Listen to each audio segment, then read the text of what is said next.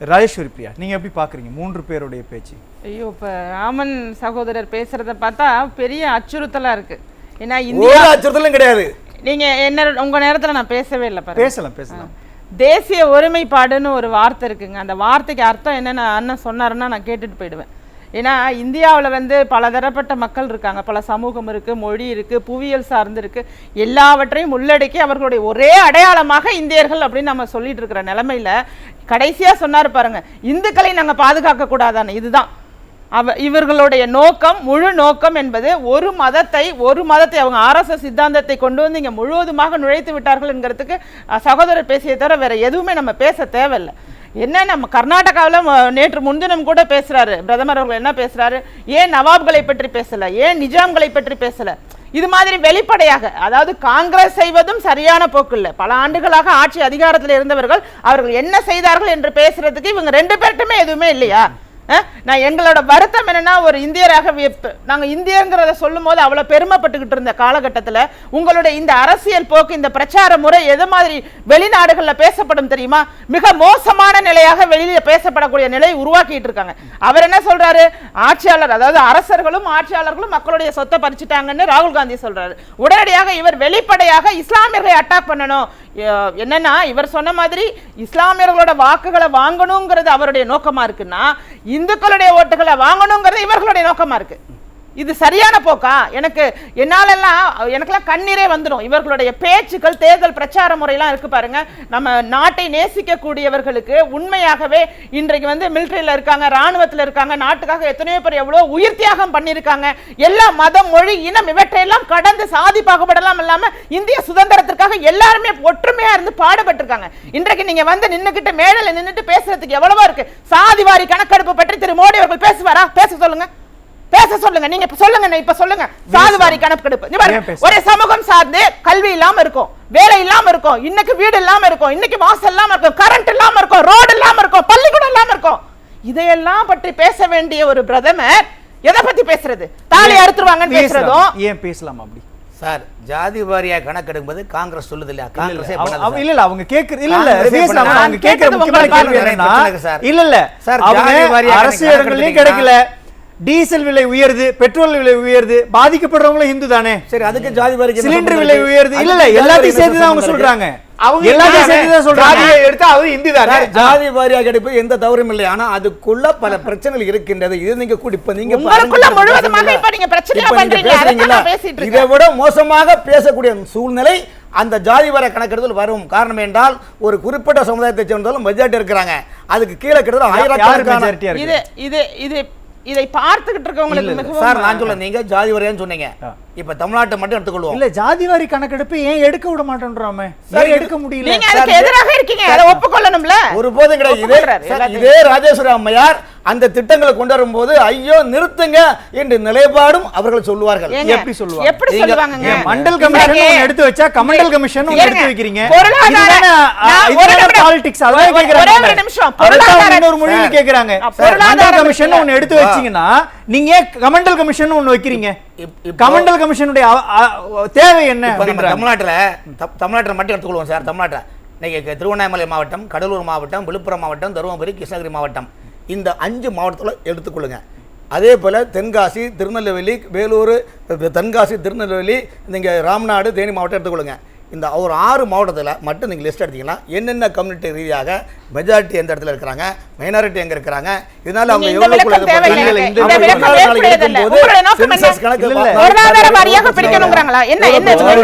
எவ்வளவு வருமா வராதா, சண்டை வருமா வராதா? ஒரே ஒரு கேள்வி உங்களுக்கு. உலக எக்கனாமிக் இண்டெக்ஸ்ல வேர்ல்ட் குளோபல் ரேங்கிங் ரிப்போர்ட் வருங்க.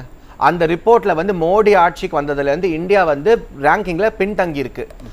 அதனாலதான் வந்து எல்லாருமே வந்து இந்தியா வந்து இப்ப வந்து வெறும் பப்ளிசிட்டி நாடாக மட்டும்தான். பிரதமர் வந்து ஒரு பப்ளிசிட்டி 10 லட்சம் சூட்டு போட்டுக்கிட்டு 20 லட்சம் பெண் வச்சுட்டு நான் சொல்றேன், சொல்லி முடிச்சுறேன். இவங்க அது பத்தி பேசாம உலக நாடுகளே வரவேற்கிறாங்க. யார் உலக நாடுகளே பாராட்டுறாங்க. அவங்களுடைய நேரம் நான் வரேன் உங்கள்ட்ட. ராஜேஸ்வரி பிரியா பேசுங்க. அதாவது நாம ஒண்ணு கேட்டோம்னா அவர்கள் வேறு விதமான விளக்கம் கொடுக்குறாங்க.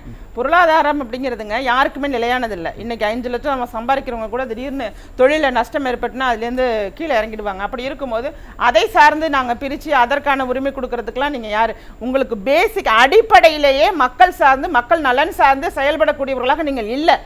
உங்களுடைய கொள்கையை கொண்டு வந்து இங்க திணிக்கணும்ங்கறதுல சொல்றீங்கன்னு கேக்குறாங்க அவங்க. நீங்க வந்து அடிப்படையே இல்லன்ற மேடையில பேசுறது ஒரு கோவில் திறப்புக்கு போகாதவங்க இந்து விரோதிகள் அப்படிங்கிறாரு.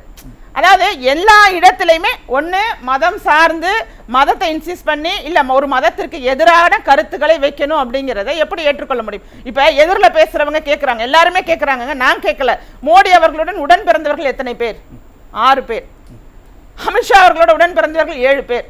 நீங்க அதிக குழந்தை பெற்றுக்கொள்ள இதை பற்றி பேசலாமான்னு சொல்லி இப்ப இண்டிவிஜுவலாக தனித்துவமாக நீங்க தனி மனித தாக்குதல்னு சொல்றீங்க. யாரும் ஊழல் செய்யலங்க. இல்ல இல்ல யாரும் குற்றம் இல்ல.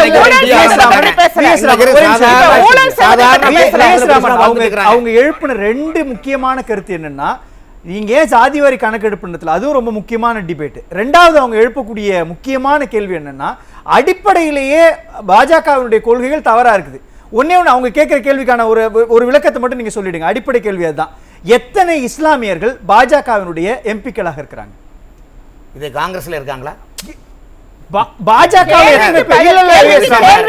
அவங்க கேள்வியோட அடிப்படை என்பது இல்ல இல்ல எத்தனை தேர்தல் முக்தர் அப்பாஸ் நக்விக்கு அப்புறம் எத்தனை எம்பிக்கள் பாஜகவுல தேர்தல் என்பது மாநிலத்திலும் தேசியத்திலும் ஒரே ஒரு கேள்வி, அந்த ஜாதிய இஸ்லாமியர்கள் எத்தனை இஸ்லாமியர்கள் எம்பிக்களாக பாஜகவுல இருக்காங்க? எல்லா கட்சியிலுமே தேசிய அரசிலும் மாநில அரசிலும் ஜாதியை வச்சு தான் சீட்டு கொடுக்கறாங்க. மதத்தை பார்த்து சீட்டு கொடுப்பது சாதிவாரி கணக்கெடுப்பு நடத்தல. இல்ல அதுதான் முக்கியம். இப்போ திமுக உயர்ந்த பதவிகளுக்குள்ள இஸ்லாமியர்கள் பட்டியலின மக்களையோ அல்லது இஸ்லாமியர்களையோ கிறிஸ்தவர்களையோ கொண்டு வர மாட்டாங்க. அது அடிப்படை தவறு. பாஜக பண்றாங்க. 2 பேர் தான ஒரே அம்பலப்படுறாங்க. இப்போ இல்ல 21 பேர்லயும் ஒருத்தர் கூட இல்ல. திமுக சார்பில போட்டியிட்ட 21 பேர்லயும் ஒருத்தர் கூட இல்ல. பாஜக இஸ்லாமியரை குடியரசுத் தலைவர் ஆக்கிச்சா இல்லையா? இல்ல இல்ல அவங்க கேட்ட நாடாளுமன்றத்தில் பாஜக தானே சார். இதெல்லாம் சும்மா சொல்லிக்கலாம் சார். முக்தர் அப்பாஸ் நக்விக்கு அப்புறம் எத்தனை இஸ்லாமியர்கள் எம்பியா இருக்காங்க? 303 இருக்காங்க. எல்லாம் அந்தந்த கட்சி எடுக்கிற முடிவு சார். அது தான் ராஜேஸ்வரி அம்பலப்படுத்துறாங்க. எல்லா அரசியலும் அந்த ஸ்டாண்ட் தான் தவறுன்றாங்க. இல்ல இல்ல ராஜேஸ்வரி பிரியாவுடைய ஸ்டாண்ட் அதுதான். அந்த தவறு அதுதான் தவறு. அதுதான் அடிப்படை புரிதல் இல்லாத அடிக்கடி சார். இது காங்கிரஸ்ல பின்பற்றாங்களா? சரி அப்ப நீங்க அப்புறம் நீங்க காங்கிரஸ் ஒண்ணுங்கறத அவர் அப்பப்ப சொல்லிக்கிட்டே இருக்காரு. அப்ப அப்படி இருக்கணுமா? அதனால தான் பிஜேபி எடுத்துக்கிற முடிவுகளை மாற்றி காங்கிரஸ் வந்து தப்பான முடிவு எடுக்கிறாங்க. திமுக பாஜக காங்கிரஸ் 3 பேருடைய ஸ்டாண்டும் ஒண்ணுதான். பாஜக தேசிய சிந்தனை உள்ள கட்சி. பாஜக இந்தியாவில் எல்லா மதத்திலும் இப்போ இந்த கேள்வி நான் உங்கள்கிட்ட கேட்கிறேன். இப்போ இந்த விவாதத்திலிருந்து கேட்கப்படுற கேள்வியை புரிதல் அப்படின்றது, திமுக பாஜக காங்கிரஸ் 3ம் அடிப்படையிலேயே சிறுபான்மையின மக்களினுடைய விரோதியாகத்தான் அவங்களுடைய பொலிட்டிக்கல் அஜெண்டாவே செட் பண்ணிருக்காங்களா? நிச்சயமாக அதுல எந்த மாற்று கருத்துமே கிடையாது. என்றைக்கு வந்து ஒருத்தரை பாதுகாக்கணும்னு சொல்லி அவர்கள் பெயரை பயன்படுத்துறாங்களோ அவர்களும் அவர்களை தான் ஆயுதமா யூஸ் பண்றாங்க. இவர்களை எதிர்க்கிறோம்னு சொல்லி இவர்களும் இவர்களை தான் ஆயுதமா பயன்படுத்துறாங்க. அடிப்படையிலேயே சிறுபான்மையினர் மக்களை வைத்து ஒரு வாக்கு வங்கி அரசியலுக்காக ஒரு மிக கீழ்த்தரமான அரசியலும் இந்திய வரலாற்றிலேயே முதல் முறையாக தேர்தல் ஆணையம் பிரதமர் பேசியதற்கு நோட்டீஸ் அனுப்பியிருக்காங்க. இது இந்த தேர்தலில் தாங்க நடைபெற்றிருக்கு. இது வரைக்கும் நடைபெற்றதில்லை. ஆனால் அந்த நோட்டீஸ்ல அவருடைய பெயர் குறிப்பிடப்படவில்லைங்கிறது வேற ஒன்று. ஏன்னா அதுலேயுமே வந்து ரொம்ப பார்த்து பார்த்து செயல்படுகிறது. தேர்தல் ஆணையம் ஒரு சுதந்திர தன்மையோட செயல்படலைங்கிறத நம்ம பார்க்கிறோம். 2 பேருக்குமே ராகுல் காந்தி பேசியதற்கும் மல்லிகார்ஜுன கார்கே அவர்களுக்கு நோட்டீஸ் போயிருக்கு. அதே மாதிரி பிரதமர் மோடி அவர்கள் பேசினதற்குமே ஜேபி நட்டா அவர்களுக்கு நோட்டீஸ் அனுப்பியிருக்காங்க. இந்த மாதிரியான நிலை அப்படிங்கிறது மிகவும் மோசமான நிலை. ஒரு தேசத்தை நாங்க எவ்வளவு நேசிக்கிறோம். நீங்க தேசம் தேசம் எங்களுக்கு தேசம் இல்லையா, எங்களுக்கு நாடு இல்லையா பேசுற நாங்கெல்லாம் யாரு நினைச்சிட்டு இருக்கீங்க? மக்களுக்காக பேசக்கூடிய போராடக்கூடியவர்கள் தான் நாங்களும், களத்தில் நின்று மக்கள் பணியில் இருக்கிறவர்கள் தான் பேசுறோம். நீங்க இதனால் வரைக்கும் பேசாம தேர்தல் சமயத்துல உங்க இந்துத்துவ கொள்கையை கொண்டுட்டு வந்து நீங்க அந்த ஒரு உணர்வுகளை தூண்டி காரணம் ஐஎன்டே கூட்டணியில் உள்ள அவருடைய தரப்பு பாஜகவுடைய தரப்பையும் நம்ம பார்க்க வேண்டியது இருக்கு இல்லையா? இப்ப பிரதமர் கொண்டு வரக்கூடிய திட்டங்கள் எல்லாமே இந்தியாவில் இருக்கக்கூடிய எல்லா மக்களுக்குமான திட்டங்களா தான் இருக்குது. வறுமை ஒழிப்புன்றதும் அல்லது ஏழை மக்களுக்கு வீடு கட்டி கொடுக்கணும் அப்படின்றதும் சுகாதார விஷயங்கள் எல்லாமே எல்லாருக்குமான ஒரு திட்டமா தானே இருக்குது. இது மேல நம்ம ஏன் சந்தேகப்படணும்? இது மேல நம்ம சந்தேகமே பட வேண்டாங்க. இந்த திட்டங்களை பற்றி நீங்க தேர்தல் பிரச்சாரம் செய்திருக்கலாமே. அதுக்கு தடை பண்ணது காங்கிரஸ்ல பிரச்சனை பண்ணுது. என்ன தடை பண்ண சார்? இந்த மக்களுக்கான சாதனைகளை கொண்டு போற நேரத்துல தான் இவங்க மத ரீதியாக கொண்டு திணிக்கும் போது அப்ப பிரச்சனை எங்க பிடிக்குது? அப்ப மக்கள் சாதனை விரும்புவாங்களா மத பிரச்சனை விரும்புவாங்களா? சொல்லுங்க. ஒருவர் தூண்டி விட்டா நீங்க உங்களோட உண்மையான முகத்தை காண்பிப்பீங்கன்னா இதை மக்கள் எப்படி நியாயமா சொல்லுங்க. நீங்க உண்மையிலேயே இந்திய அரசியலை உன்னிப்பா கவனிச்சிருப்பீங்க. யார் இங்கு வெறுப்பு அரசியலை தூண்டி விடுறாங்க? வெறுப்பு அரசியலை தூண்டி விடுறது அப்படிங்கறதெல்லாம் நாம வந்து சிறுபிள்ளைத்தனமாக பேசவே முடியாதுங்க. ஒரு ஸ்டாண்டு, ஒரு கட்சி நீங்க 10 ஆண்டுகள் ஆட்சி அதிகாரத்தில் இருக்கக்கூடிய ஒரு நிலையில இருக்கும்போது நீங்க யாரோ பேசுறதுக்கு எதிர்வினை ஆற்றுவதை விட்டு உங்களுடைய நோக்கம் என்ன, மக்களுக்காக நீங்க என்ன செஞ்சிருக்கீங்க, என்ன செய்ய போறீங்க அப்படிங்கறத நோக்கி போனாதான் அது ஒரு நல்ல அரசியல். அவர்கள் தடுக்கிறாங்கன்னு சொல்லி நீங்க பேசுறீங்கன்னா உங்களுக்குள்ள வந்து ஒரு நிலையான ஒரு நிலைப்பாடு இல்ல. அந்த நிலைப்பாடு இருந்துச்சுன்னா இன்னைக்கு நீங்க மதம் சார்ந்து மேடையில பேச வேண்டிய நிலைக்கு தள்ளப்பட்டிருக்க மாட்டீங்க. அப்ப கடைசி ஆயுதமாக உங்களுடைய சித்தாந்தத்தை தான் நீங்க ஆயுதமா எடுக்கிறீங்களே தவிர மக்கள் சார்ந்து நலன் சார்ந்து பொதுவான கருத்துக்களை, ஒரு தேச ஒற்றுமைக்கான கருத்துக்களை நீங்க அங்க வைக்கல. அவர்கள் தூண்டி விடுறாங்க. சரி, இவருடைய பங்குக்கே வந்துருவோமே, அவங்க தான் தூண்டி விட்டாங்க, அப்ப தூண்டி விட்டா நாங்க பேசுவோம் அப்படிங்கிறது இது என்ன விதமா எடுத்துக்கிறது? ஏங்க, ஒரு தலைமை பண்பாது. எத்தனையோ பேர் ஏதேதோ தான் பேசுவாங்க, ஏதேதோ தான் விமர்சனம் வைப்பாங்க. அந்த விமர்சனத்துக்கெல்லாம் நீங்க பதிலடி கொடுக்கறத விட்டுட்டு உங்களுடைய மக்கள் பணியை பற்றி பேசுறது மரண வியாபாரம் சொன்னது அது நல்ல வார்த்தையா? ஏங்க அத சொல்லுங்க. வார்த்தைக்கு வார்த்தை சொல்றாங்க. சகோதரரே, வார்த்தைக்கு வார்த்தை பேசிக்கிட்டு போகணும்னா அது கீழ்த்தரமான அரசியலா மாறிடும். இன்னைக்கு ஒரு நிமிடம் இருங்க. திரு எடப்பாடி கே பழனிசாமி அண்ணன் அவர்கள் எவ்வளவு அருமையா கையாண்டாங்க தெரியுமா? உதயநிதி அவர்கள் பேசுறதையும் ஸ்டாலின் அவர்கள் பேசுறதையுமே எவ்வளவு அழகா. இவங்களுக்கு இதுதாங்க வேலை, இவர்கள் இப்படிதான் பேசுவாங்க. ஆனா நாங்க அப்படி பேச மாட்டோம். இப்ப சகோதரி சொன்னது போல அந்த வார்த்தை கூட அசிங்கமா இருக்கு, அந்த வார்த்தை கூட நமக்கு வேண்டாம், அதை நாங்க பயன்படுத்த மாட்டோம். அந்த கூட்டணி ரகசிய மறைமுக கூட்டணின்னு சொல்லலாம், ரகசிய இந்த மாதிரி அவங்க பேசுற பேச்சே வந்துங்க அதை கண்டு கொள்ளாமல் இல்ல நானும் இறங்கி பேசுவேன் பேசியிருந்தா இன்னைக்கு தமிழக அரசியல் களம் வேறு மாதிரி ஆயிருக்கும். ஆனா அவர்கள் பேசியதை கண்டு கொள்ளாமல் மக்கள் திட்டங்களை எல்லாம் நீங்க ஒழிச்சிட்டீங்க, அதிமுக காலத்தில் இருந்த நல்ல நல்ல திட்டத்தை எல்லாம் நீங்க வந்து மூடு விழா பண்ணிட்டீங்கன்னு பிரச்சார முறையை மிக ஜென்டிலா எடுத்துட்டு போய் எல்இடியில போட்டு காண்பித்து நீங்க இப்படி சொன்னீங்க இப்படி செய்யலன்னு அந்த மக்களை சார்ந்த ஒரு அரசியல் எடுத்துட்டு போனாங்க. அதை பார்த்து கற்றுக்கொள்ளுங்கள். இல்ல அப்படின்னா இப்ப அதிமுக மட்டும்தான் அந்த விஷயத்தை ஃபாலோ பண்ணுதா? மற்ற கட்சிகள் எல்லாம் வாய்க்கு வந்ததையெல்லாம் பொது மேடைகளில் பேசிட்டு நான்காம் தர பேச்சாளர்கள் பேசக்கூடிய பேச்சுங்க அது வந்து அது ஒரு பேச்சே கிடையாது. அவர்கள் பேசுவதற்கென்ற ஒரு பதவியில அதிகாரத்தில் இருந்தவர்கள் என்ன பேசணுமோ அதைத்தான் பேச வேணும். இன்னைக்கு 7.5% இடஒதுக்கீடு கொடுத்த ஒரு வேல்யூ வந்து அந்த தலைவருக்கு தெரியும். அது எந்த சூழ்நிலை எப்படி அதனால எடுத்துட்டு போறாங்க. நீங்க பிரதமரா இருக்கும் போது என்னென்ன செஞ்சிருப்பீங்க, ஏதோ செஞ்சிருப்பீங்கல்ல, சொல்றீங்கல்ல, சரி அதை சொல்லுங்களேன், அதை வலுவா போய் சொல்லுங்களேன். அதையே நீங்க எடுத்துட்டு போக முடியல.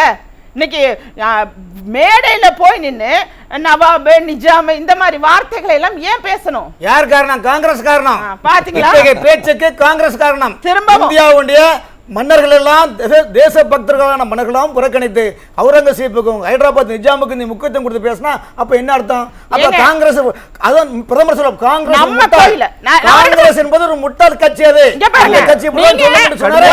ஒரு நேரத்துல ஒரு புள்ளியில நீங்க முழுசா சந்திரமுகியா மாறிடுறீங்க. என்னன்னா நீங்க வந்து ஒரு பிரதமர்ங்கிறத மறந்துடுறீங்க, என்ன எல்லாமே மறந்துட்டு நம்ம கோயில்களை இடித்தவர்கள்னு சொல்றீங்க. தப்பு சொல்ல முடியும். 1000க்கும் மேற்பட்ட கோயில் இடிச்சிருக்காங்க சார். சார், மகளாயர்கள் இணைத்த கோயில்கள் 1000க்கும் மேற்பட்ட கோயில்கள். இதைப்படி காங்கிரஸ் ராகுல் காந்தி எங்கேயாவது சொல்லியிருக்கிறாரா? இல்ல சார், திமுகவும் காங்கிரசும் சிறுபான்மை மக்களுடைய வாக்குகளை பெற வேண்டும் என்ற ஒரே இலக்கு. பிரதமருடைய முகம் ஒரு மதத்தை சார்ந்த முகமாக இருக்கக்கூடாது, முகமாக இருக்கணும். என்னுடைய வார்த்தை நம்முடைய இருக்கக்கூடாது. அவர் கிறிஸ்துவராக இருக்கணும், அவர் இஸ்லாமியராக, சீக்கியரா இருக்கணும், பௌத்தரா இருக்கணும், எல்லாமா இருக்கிறவர் தான் ஒரு பிரதமர் பதவிக்கு தகுதியானவர். என்னுடைய கோயிலை சொல்லி பேசலாம். அவங்க எழுப்புற கேள்வி ரொம்ப முக்கியமானது இல்ல. ஒரு குறிப்பிட்ட மதத்தினுடைய அல்லது ஒரு குறிப்பிட்ட சாதியினுடைய அடையாளமாக மட்டுமே தான் இருக்கணும் அப்படின்னு இன்னைக்கு அரசியல் இருக்கிறவங்க விரும்புறாங்களா? நிச்சயமா கிடையாதுங்க. நம்ம சகோதரி சொன்ன மாதிரி ஒரு பிரதமர் என்றவர் வந்து ஒரு ஒழுங்கும் நிதானமும் கட்டுப்பாடு இருக்கணும். அதே மாதிரி ஒரு நாட்டின் அனைத்து மக்களுக்கும் அவர் பிரதமர். அவர் வந்து ஹிந்துக்களுக்காக மட்டும் பேசிட்டு மற்றவங்களை வந்து மட்டம் தட்டுறது வந்து பாதுகாப்பான ஒரு நிலை. அது வந்து ஒரு வெறுப்பு அரசியல், ஒரு கம்யூனல் வயலன்ஸை தூண்டக்கூடிய வகையில் அவர் பேசியிருக்கிறார். அதே போல இவர் வந்து அவருக்காக வந்து சிபாரிசு பண்ண வந்திருக்கார். பிரதமர் பேசுறது கரெக்ட் தான், காங்கிரஸ் இப்படி தான் செய்யறாங்கன்னு.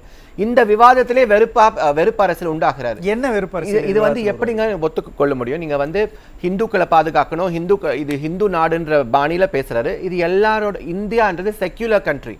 அனைத்து மக்கள், கிறிஸ்தவர்கள், இந்துக்கள், சீக்குகள் எல்லாருமே இங்க வந்து தங்கி ஒரு பிரதமர் கீழே ஒரு நாட்டின் ஒரு டெமோக்ரஸியில வாழக்கூடிய மக்கள். இவர் வந்து ஹிந்துக்களை மட்டும் பாதுகாக்கிற ஒரு நாடா வந்து இது மாற்ற முடியாது. பிரதமர் அப்படி பேசக்கூடாது. ராமன், அவங்க கேட்கறதுல நியாயம் தானே. நான் ஒரு அப்சரஸ் அவர்கள் சொன்னதான் ஏத்துக்கிறேன் சார்.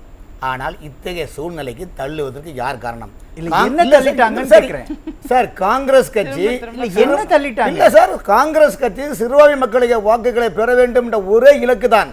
ஆனால் பாஜக சார் காங்கிரஸ் திரும்ப சொல்ல காங்கிரஸ் கட்சி சிறுபான்மை மக்களுடைய வாக்குகளை பெற வேண்டும் என்ற ஒரே நிலைக்கு நீங்கள் வந்தால், அப்படி என்றால் பெரும்பான்மை மக்களாக 80% மக்கள் நான்கு மக்கள் பயந்திருக்கணுமா சொல்லுங்க. சொல்லுங்க. அப்ப இதுக்கு யார் பாதுகாப்பு, யார் உத்தரவாதம், யார் கேரண்டி? சகோதரர் சொன்னதுக்கே வந்துடுறேன். அப்படி ஒருவேளை காங்கிரஸ் வந்து சிறுபான்மையினர் ஓட்டுகளை வாங்கணும்னு நினைக்கிறாங்க அப்படின்னு சொன்னா நீங்க என்ன செஞ்சிருக்கணும்னா, நீங்க சிறுபான்மையினருக்காக என்னென்ன செஞ்சிருக்கீங்களோ அந்த திட்டங்களையும் செயல்களையும் நன்மைகளையும் சிறப்புகளையும் எடுத்து சொல்லி ஓட்டு கேட்கணும். அதுதானே நல்ல முறை. பிரதமர் சொல்லதானே செய்யறாரு. சிறுபான்மை மக்களுக்கு நாங்க தான் உங்களுக்கு பாதுகாவலர்கள் தான் சொன்னீங்க. அவங்க திரும்ப கேட்கல என்ன பண்ணிட்டீங்க சிறுபான்மையினருக்கு? நான் சொல்றதை இப்ப முடிச்சிடுறேன். நீங்க தான் சொன்னீங்க 80% பேர் நாங்க பயந்துட்டு இருக்கணுமான்னு சொல்லி பேசுறீங்கல்ல. இந்த பேச்சு வந்து மிகவும் மோசமானது. நாங்க பயந்துருக்கணுமா சொல்லுங்க. இன்னைக்கு வரைக்கும் இந்தியாவில் பெரும்பான்மை மக்கள் தான் சிறுபான்மையாக சித்தரிக்கப்படுகின்றார்கள். காரணம் என்றால் ஓட்டு வங்கிக்காக காங்கிரஸ் கட்சிக்குரிய மிகப்பெரிய தேவதனத்தை பெரும்பான்மை மக்களுடைய வாழ்வாதாரம்